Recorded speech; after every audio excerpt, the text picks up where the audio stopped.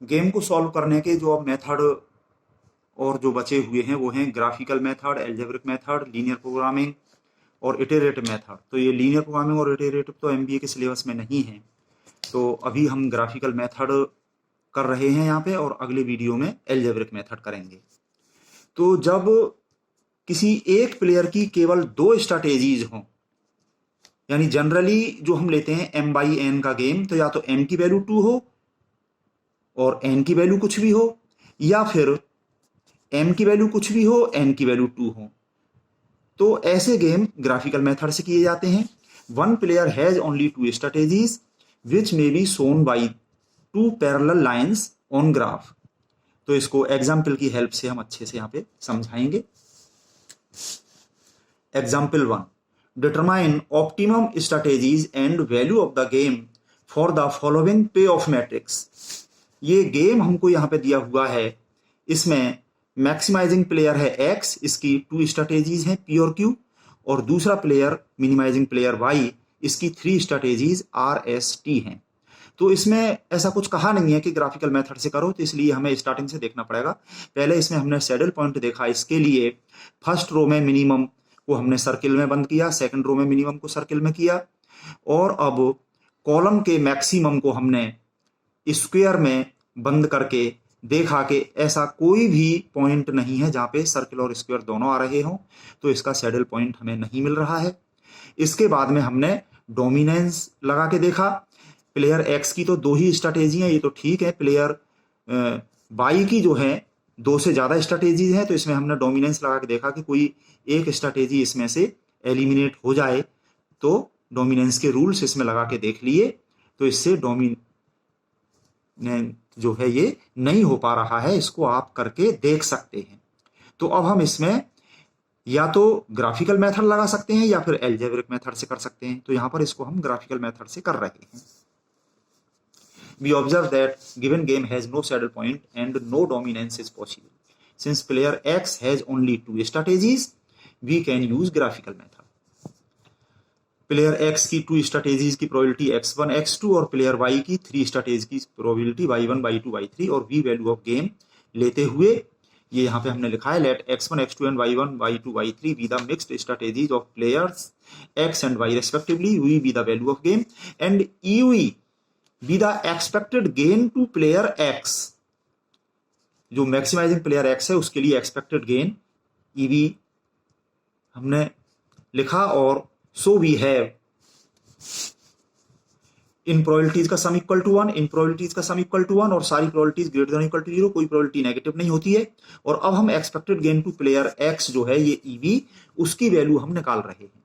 When player y uses first strategy R, तो इसका expectation होगा प्लेयर x के लिए जो पे ऑफ्स हैं 200, उसकी प्रोबेबिलिटी x1 का मल्टीप्लाई 100, इसकी प्रोबेबिलिटी x2 का इसमें मल्टीप्लाई, और अपॉन में तो x1 प्लस x2 जो कि प्रोबेबिलिटीज का सम इक्वल टू 1 होता है, तो कोई इफेक्ट नहीं है, तो केवल ये EV equal to 200 x1 plus 100 x2।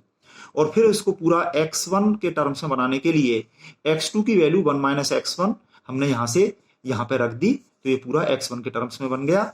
और अब ये हो गया EV equal to 100 x1 plus 100 y equal to mx plus c की फॉर्म में एक स्ट्रेट लाइन का इक्वेशन हो गया when y uses r। Similarly when y uses s, तो ये EV equal to minus 10 x1 plus 110 x2, और इसको x1 में बना लिया पूरा। इसी तरह से when y uses t, then EV equal to minus 100 x1 plus 130 x2, और फिर इसको पूरा x1 में बना लिया। These straight lines are shown on graph. और अब ग्राफ में हम देखें यहाँ पे कि वैसे तो ये लाइंस ही यहां पर ड्रॉ करी गई हैं, पर इस पे ऑफ टेबल से हम सीधे सीधे यहां पर लाइंस आसानी से किस तरह से ड्रॉ कर सकते हैं, इसको अच्छे से समझिए। ये हमारी ओरिजिन है, ओरिजिन के कोऑर्डिनेट्स 0 0, और ये x1 की एक्सिस, और ये EV expected gain to player A जो है, प्लेयर X की जो है ये उसकी लाइन है, ये 2 परपेंडिकुलर लाइंस। और यहां पे हमने देखा इस पूरे में मैक्सिमम वैल्यू 200 और मिनिमम वैल्यू 100 हो रही है, तो सूटेबल स्केल लेते हुए ये 20-20 के ये पॉइंट्स मैंने यहाँ पे लगा रखे हैं।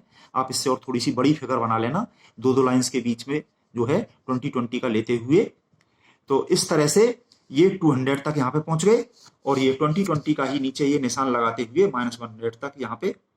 और इसके पैरेलल लाइन ये है दूसरी, इससे 1 यूनिट डिस्टेंस पर, ये 1 यूनिट थोड़ी बड़ी ली है हमने, x1 की वैल्यू इस पूरी लाइन पे 0 और यहां से ये 1 यूनिट डिस्टेंस पे इस पूरी लाइन पे x1 की वैल्यू 1 है और इस पे भी हमने यही निशान लगाते हुए यही सारी वैल्यूज यहां पे हमने लिख दी। अब इसमें हम देखें इस पूरी लाइन पर x1 0 है, ये x1 इधर बढ़ रहा है, x1 इस पे 0 है, इस पूरी पे x1 0 है। जब x1 0 होगा तो x2 की वैल्यू 1 हो जाएगी, क्योंकि x1 plus x2 equal to 1।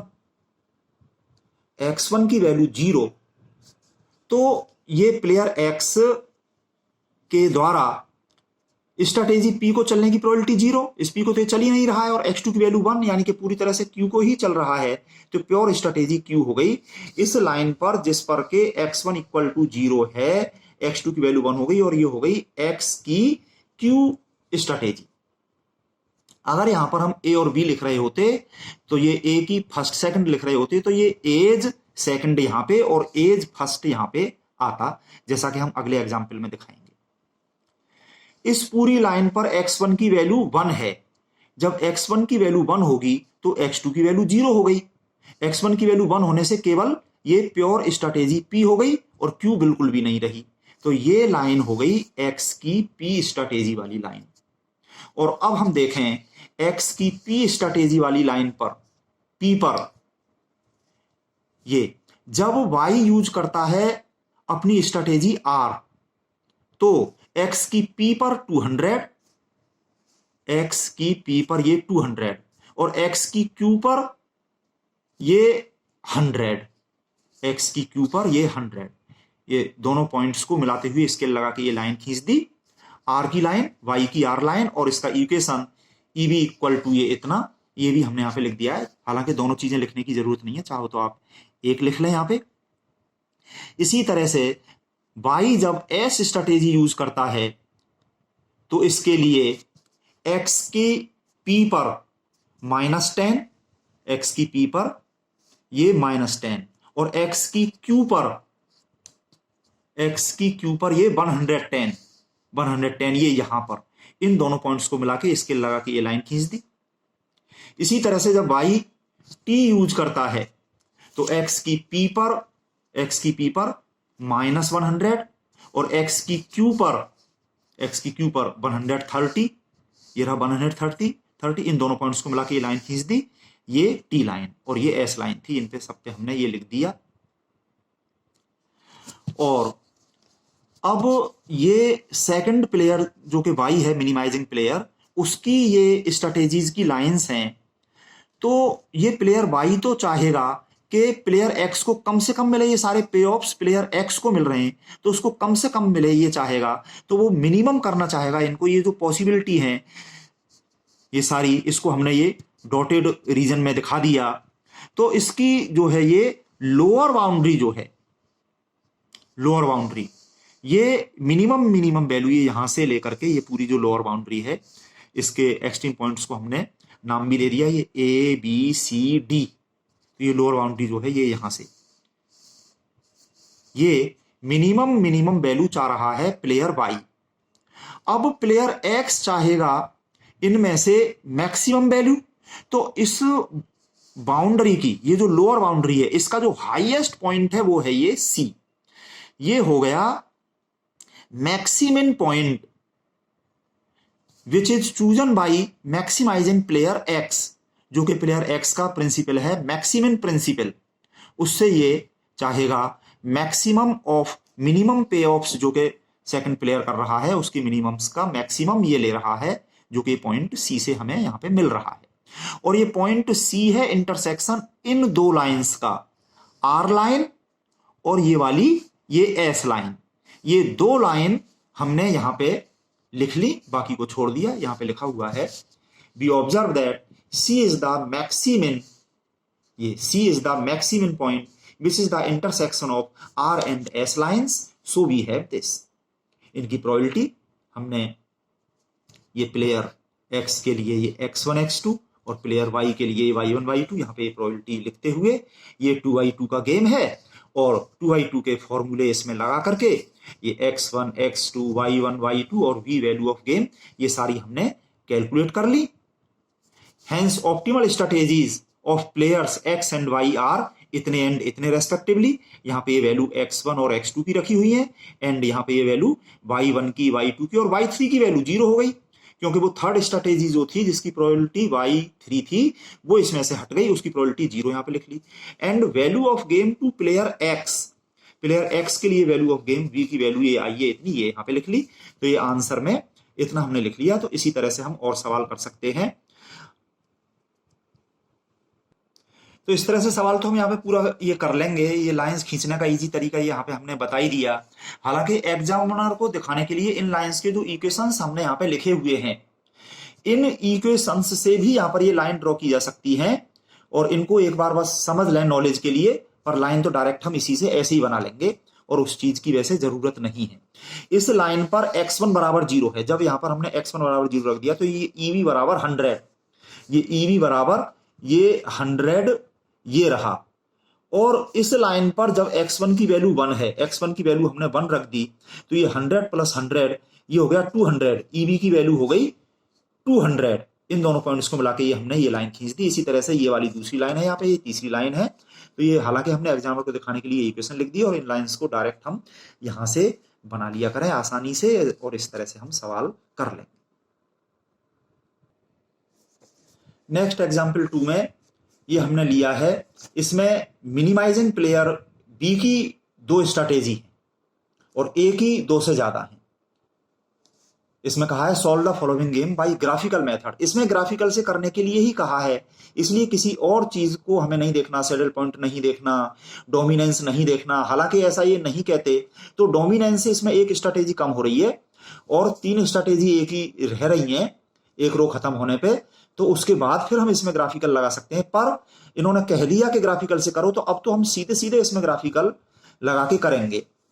तो इसकी ए की जो है ये प्रोबेबिलिटी इनकी फर्स्ट सेकंड थर्ड फोर्थ की x1 x2 x3 x4 और बी की जो है ये y1 y2। Let these be the mixed strategies of players A and B respectively, V be the value of the game and EV the expected loss to player B। अब यहाँ पर player B की ये 2 strategy हैं। अभी जो हमने example किया था उसका जो है रिवर्स काम करेंगे, मेथड सारा कुछ वही है, उसी तरह से समझेंगे, बस कुछ चीजें थोड़ी सी उल्टी हो जाएंगी। तो प्लेयर बी के लिए तो ये लॉसेज हैं, तो एक्सपेक्टेड लॉस हम यहां पर देखेंगे और इसके लिए हम देखें सो वी हैव इन सारी प्रोबेबिलिटीज का सम इक्वल टू 1, इन सारी प्रोबेबिलिटीज का सम इक्वल टू 1 और ये सारी probabilities non negative greater than equal to 0, कोई प्रोबेबिलिटी नेगेटिव नहीं होती।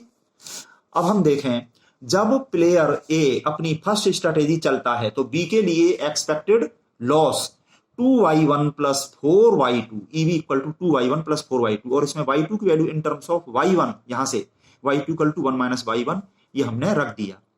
इसी तरह से व्हेन a यूजेज सेकंड तो ये EV equal to 2y1 plus 3y2 और फिर इसको y1 में बना लिया पूरा। And when a uses third तो ये EV equal to 3y1 plus 2y2 और इसको y1 में बना लिया। और फिर ये when A uses fourth strategy then EV equal to minus 2y1 plus 6y2 और फिर इसको हमने ये y1 में बना लिया और इनको कैलकुलेट करके हमने यहां पे लिख दिया चारों लाइंस को। और इन लाइंस को हमने यहां इस ग्राफ में ड्रॉ किया। आप ग्राफ पेपर भी यूज कर सकते हैं, एग्जाम में मांगने पर ग्राफ पेपर मिल जाएगा, पर वैसे बिना ग्राफ के भी आपको ये लाइंस वाली कॉपी मिलती है, उस पर अच्छे से ऐसे कर सकते हो। स्केल पेंसिल वगैरह ये ढंग से यूज करनी है। तो वैसे तो इन्हीं लाइंस के इक्वेशन हम यहाँ पे देख सकते हैं, पर इजीली इनको बनाने के लिए हम यहां से देखते हैं। ये बी की 2 स्ट्रैटेजी हैं, बीज फर्स्ट यहाँ पे आएगी, बीज सेकंड यहाँ पे आएगी। ये ओरिजिन इसके कोऑर्डिनेट 0 0, ये y1 की लाइन हो गई y1 एक्सिस और ये EV expected loss to player B की ये हो गई EV एक्सिस। इन दोनों ये दोनों म्यूचुअली परपेंडिकुलर लाइन, दोनों का इंटरसेक्शन ओरिजिन के कोऑर्डिनेट्स, यहाँ पर x1 की वैल्यू भी 0 और EV की वैल्यू भी 0। इसमें हम देख रहे हैं मैक्सिमम वैल्यू 6 तक जा रही है और मिनिमम -2 तक जा रही है। तो ये दो लाइंस के बीच की डिस्टेंस को हमने एक एक यूनिट मानते हुए यहाँ पे ये 6 तक पहुंचा दिया, इधर -2 तक पहुंचा दिया। यही निशान हमने यहाँ पे लगा के ये लिख दिए। और इन दोनों लाइंस के बीच की डिस्टेंस ये 1 यूनिट, थोड़ा बड़ी यूनिट लेते हुए ये कर दिया। तो इस पूरी लाइन पर जब ये ओरिजिन है, यहाँ इस पूरी लाइन पर y1 बराबर 0, इधर y1 बढ़ रहा है, y1 की वैल्यू इस लाइन पर 0 है। जब y1 0 होगा तो y2 की वैल्यू 1 हो जाएगी, यानी कि b की सेकंड स्ट्रैटेजी मिलेगी हमको और फर्स्ट बिल्कुल नहीं मिलेगी, उसकी प्रोबेबिलिटी 0। तो ये हो गई b की सेकंड। ये डिस्टेंस 1 यूनिट है, इस पूरी लाइन पर इस y1 की वैल्यू 1 है। जब y1 की वैल्यू 1 होगी तो y2 की वैल्यू 0 हो गई, b की फर्स्ट स्ट्रैटेजी मिल गई हमें और सेकंड की तो प्रोबेबिलिटी 0। तो ये हो गई b फर्स्ट लाइन। अब हम देखें a की फर्स्ट लाइन बनाएंगे तो b की फर्स्ट पे 2, b की फर्स्ट पे ये 2 और b की सेकंड पे 4, b की सेकंड पे ये 4, इन दोनों पॉइंट्स को मिला के ये लाइन खींच दी हमने, ये लिख दिया हमने as first line. As second line बनाने के लिए b की फर्स्ट पे 2 और b की सेकंड पे 3, इन दोनों पॉइंट्स को मिला के लाइन खींच दी एज सेकंड। इसी तरह से एज थर्ड लाइन, b की फर्स्ट पे 3 और b की सेकंड पे ये 2, ये लाइन खींच दी एज थर्ड लाइन। इसी तरह से एज फोर्थ लाइन, बीज फर्स्ट पे -2 है और बीज सेकंड पर ये 6 है, इनको मिलाते हुए एज फोर्थ लाइन। अब ये ए की जो लाइन है, ए जो कि मैक्सिमाइजिंग प्लेयर है, ये मैक्सिमम वैल्यू चाहेगा। ये अपर बाउंड्री जिसके एक्सट्रीम पॉइंट्स को हमने ये नाम दे दिए P, Q, R, S। तो ये जो पूरी जो अपर बाउंड्री है, यहाँ पे जो मैक्सिमम वैल्यू मिल रही है, प्लेयर ए ऐसा चाह रहा है, ये पूरा रीजन हमने डॉटेड से दिखा दिया। तो इस अपर बाउंड्री का ये जो लोएस्ट पॉइंट है, प्लेयर बी जो है ऐसा चाहेगा, जो कि मिनिमाइजिंग प्लेयर है, मिनिमम वैल्यू करना चाहेगा। जिस प्लेयर बी का जो प्रिंसिपल है minimax principle, minimum of maximum payoff, maximum payoff जो कि प्लेयर ए चाह रहा है उसका मिनिमम करना चाहेगा ये प्लेयर बी। तो ये पॉइंट क्यू मिल गया, जो कि इन दो लाइन का इंटरसेक्शन है, एज थर्ड लाइन और ये एज फर्स्ट लाइन। बाकी की लाइंस को हम छोड़ देंगे। तो ये यहां पे इस तरह से लिखा हुआ है, these straight lines are shown in the graph. We observe that Q is the minimax point which is the intersection of edge first and edge third lines. So we have, ये हमें 2/2 का ये मिल गया, A की first और third यहाँ पे हमने लिख ली, बाकी की छोड़ दी और उनकी प्रोबेबिलिटी x1 x3 लिख ली। बाकी जो यहाँ पे छूट गई उनकी प्रोबेबिलिटी x2 की वैल्यू 0 और x4 की वैल्यू 0। तो 2/2 के गेम के फॉर्मूले लगा करके यहाँ पे हमने x1 x3 और प्लेयर बी की प्रोबेबिलिटी y1 y3 और वैल्यू ऑफ गेम बी जो कि प्लेयर ए के लिए होती है, ये सारी वैल्यूज यहाँ पे हमने कैलकुलेट कर ली और आंसर लिख दिया। Hence as optimal mixed strategy is x1 x2 x3 x4 की वैल्यूज, बीज optimal mixed strategy is y1 y2 की वैल्यू लिख दी and the value of the game to player A is 8/3। इन तीनों चीजों को इकट्ठा एक साथ लिख के आंसर लिख दिया। आंसर में तीन चीजें हम दिखाते हैं। तो इसी तरह से आप सारे सवाल कर सकते हो। ये एग्जाम्पल 3 में आपको करने के लिए दे रहा हूं, solve the following games graphically. इसमें 2 सवाल हैं। फर्स्ट में तो ये 2in का है, इसमें ए की 2 स्ट्रैटेजी एग्जाम्पल 1 की तरह से इसको कर लेना, और सेकंड में ये बी की 2 स्ट्रैटेजी हैं, ए की 2 से ज्यादा हैं, तो इसको सेकंड एग्जाम्पल की तरह से कर लेना और सारे सवाल करिए अच्छे से और अपनी प्रॉब्लम पूछिए।